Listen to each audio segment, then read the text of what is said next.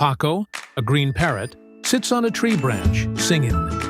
Below, Whiskers, an orange cat, looks up at him. Whiskers climbs the tree. Paco flaps his wings and says, "Catch me if you can." The cat gets ready to jump.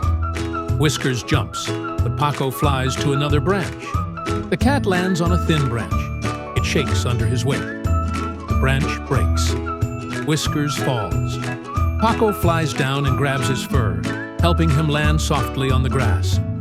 Whiskers purrs and says, "You are a good friend." Paco chirps, "And you are fun." They sit together and watch the sunset.